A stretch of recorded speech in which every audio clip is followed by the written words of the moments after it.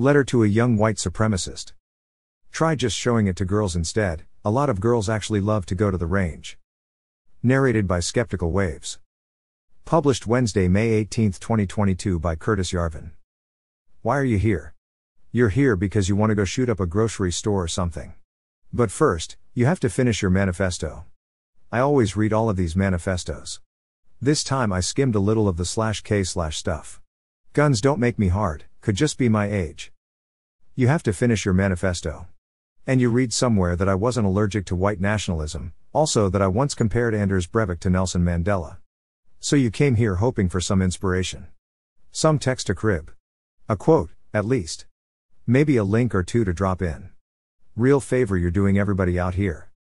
It is true that I said these things, and also that I have been reading the racist internet since South Africa sucks was a thing. Or, I guess, as the Beastie Boys put it, since you were sucking your mother's dick.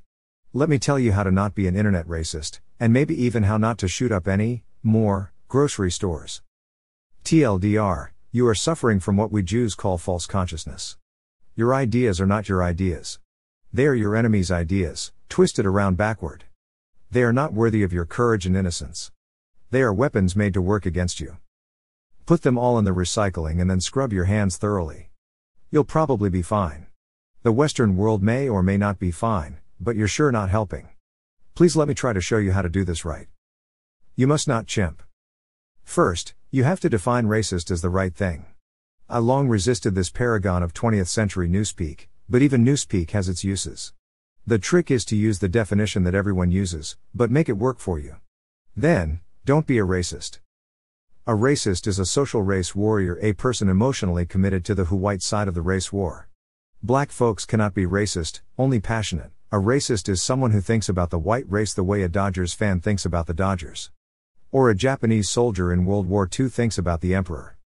A racist is pro-white. Right?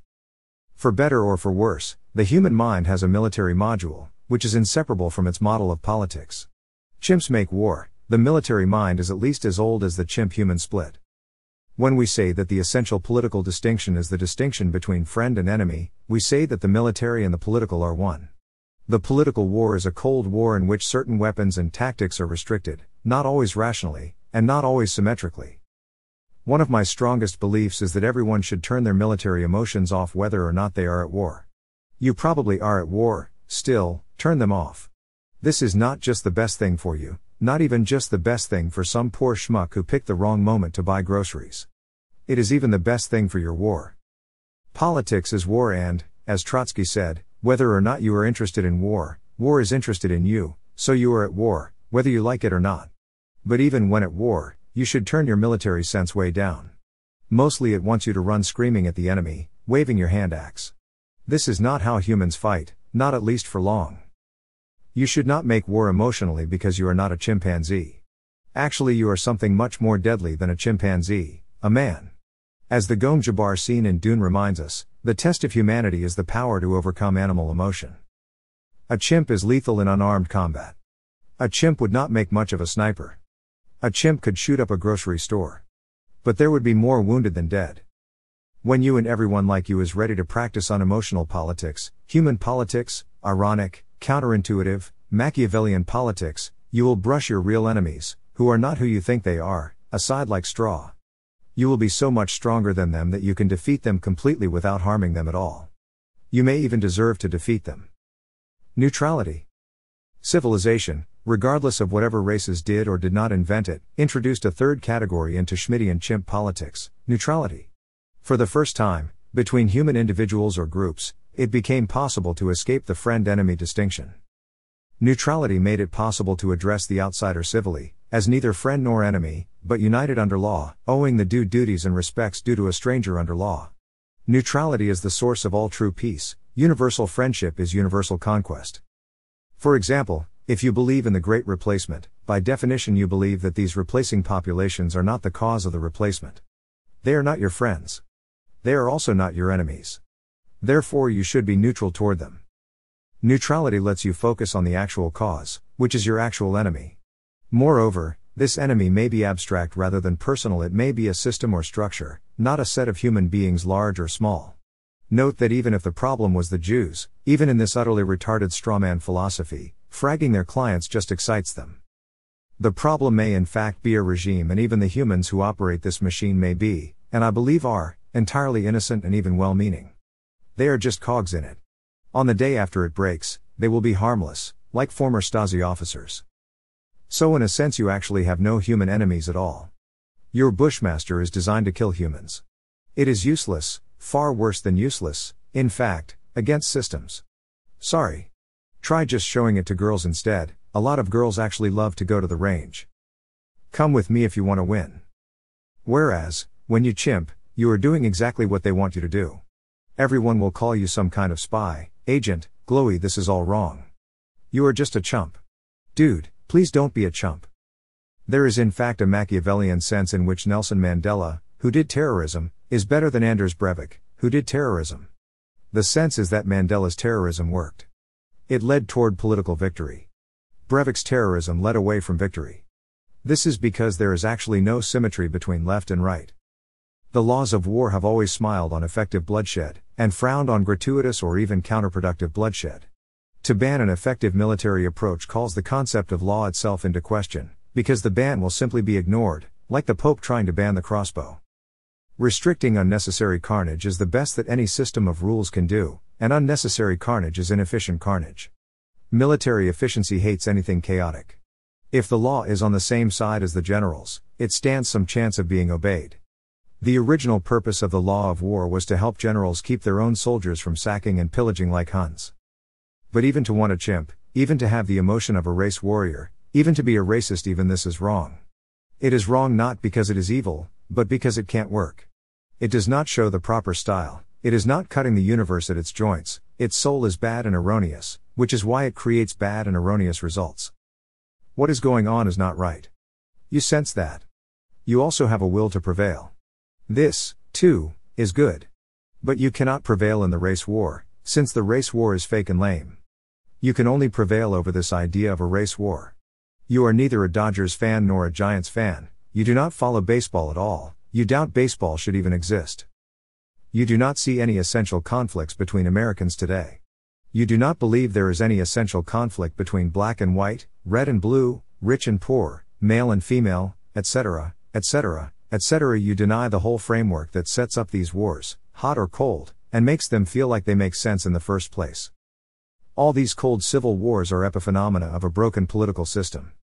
The founders were convinced that their republic would not have political factions. Every republic ever, modern or ancient, has had political factions.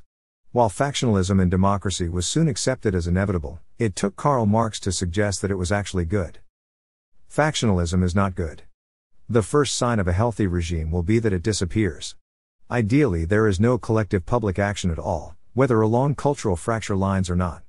No one is part of any Marxian army of the crowd. There is no army of blacks, of women, of Christians, etc., etc., etc. I know, it sounds completely unrealistic.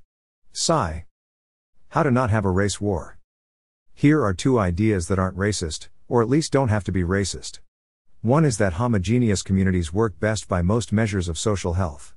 Two is that there is no evidence for the global uniformity of any variable human biological trait, including socially and economically meaningful traits. These ideas are not racist, in the sense that they imply a race war, nor are any deductive derivations from them. Yes, both these ideas can be and have been used as weapons of race war. This does not affect their truth. Obviously, true ideas make better weapons than false ideas. The way to handle a dangerous true idea, inherently a weapon, is not have a war to use it in. The way not to have a war is to figure out how everyone can live in peace and harmony. Let us suppose that we live in an imaginary empire populated by 1/3 Somalis, 1/3 Jews from Jersey or Long Island, and 1/3 Mormons. If this empire is ruled by a deranged 12-year-old emperor, he may try to homogenize these populations, forcibly mixing them up geographically, making sure their kids learn the same lessons in the same schools, creating a new national religion which is Mormon, Jewish, Islamic, etc., etc., for much the same reason the same 12-year-old wants to mix all the sodas from the dispenser. Whereas a normal, sane regime accepts that anyone who wants to be Mormon, Jewish, Somali, etc., prefers to experience a social environment consisting of other Mormons, Jews, Somalis, etc. Some people do not want a traditional cultural identity at all. These people are globalists. Unsurprisingly, globalists prefer the company of other globalists. And absolutely no one wants to be an Islamic Mormon Jew, just like no one wants to drink the 12-year-old's multi-soda. To the extent that Mormons live in Utah and Somalis live in Somalia, there is no need to work out rules for how Mormons and Somalis can share one geographical space. To the extent that Somalia has been infiltrated by Mormons or vice versa, there is such a need. This problem is not actually all that hard, even the Dutch have solved it. And they are hardly alone in history. Such rules are strictly practical and assume a rigid neutrality. There is no need to dust off the old skull calipers and compare the sizes of Mormon and Somali brains. Either of these groups might be better than the other in any way, the law does not care. No regime has any sound reason to merge its tribes or nourish frictions between them. Sometimes their geographical distribution is very discrete, sometimes very mixed. Either way, a capable regime can handle it. The principle of neutrality between tribes does not admit any concept of superiority or inferiority, just as it does not admit any concept of sympathy or animosity. Between neutral groups there are no friends and no enemies, only peace and good manners. Ideally, trade between communities is financially balanced, so that they do not end up in each other's debt. And the globalists, people like me, are a people of their own. The strawman heel. If the narrative is true, why are you here? If it is kayfabe, it needs its heel its designated enemy. When a narrative can suppress all high-quality opponents, it is free to promote low-quality opponents. Giving them narrative oxygen does not feel dangerous, it feels essential. No narrative can be compelling without a villain. There is actually no such thing as a white supremacist. Scientists have identified the last serious person who used that term seriously to describe himself. His name was Vernon. Vernon won a Bronze Star in the Korean War and was 94 when he died in 2019 in a nursing home near Nashville. You ain't reminding me much of Vernon. Especially when there is no obvious high-quality dissident narrative, the villainous narrative is often the most compelling and obtainable counter-narrative around. It also includes large quantities of DNA from the winning narrative. Right-wing terror is always a historical response to left-wing terror and tends to borrow its methods. In the war between Hitler and Stalin, Hitler is the student and Stalin is the master. This hybridization of heel rhetoric and the bizarre worship of revolutionary violence is the germ of right-wing terror from the Oish in Algeria to lone wolf teen Spurgs in Buffalo. Everything declines over time, especially when it goes from France to Buffalo. Here is an interesting fact about 20th century history. The Holocaust was not part of Allied propaganda in World War II. War crimes featured prominently, but not death camps. There were two practical reasons for this. 1. The idea that the Allies were fighting on behalf of the Jews was part of the Nazi narrative. 2. This type of propaganda was reminiscent of the widely discredited corpse factory British World War I narrative. But the death camps were actually a thing, even if human soap wasn't. So in World War II, Germany actually becomes the Germany it was falsely accused of being in World War I. But at the time, when it matters, the Allied press cannot accuse it of doing the awful thing it is in fact doing, because the boy has already cried wolf. Also, Jews were not yet super popular among all corners of the Anglo-American elite. Meanwhile, the power of the Anglo-American narrative is so strong that it can even compel its enemy, to the point where said enemy carries out an enormous project that without advantage to its war effort will blacken its name for literally millennia, seemingly only out of a psychological compulsion to assume the image of liberalism's devil. To fit the dominant story is to be on stage, and everyone wants to be on stage. TLDR, everyone wants to be a tool of power. Often in fucked up backward reverse psychology ways. Just don't be a tool, man. Conclusion. It is true that importing populations as a long-term vote-bank is a terrible way to hack a democracy. It is true that populations have collective externalities on each other, especially when it is considered acceptable for some populations to inflict collective externalities on each other. It is true that one such externality is a shift in voting patterns, creating a shift in political power. It is true that this has happened here. It is especially galling that the narrative insists on a total lack of purpose or intention in these systematic demographic changes, a purely natural phenomenon, like the swallows returning to Capistrano.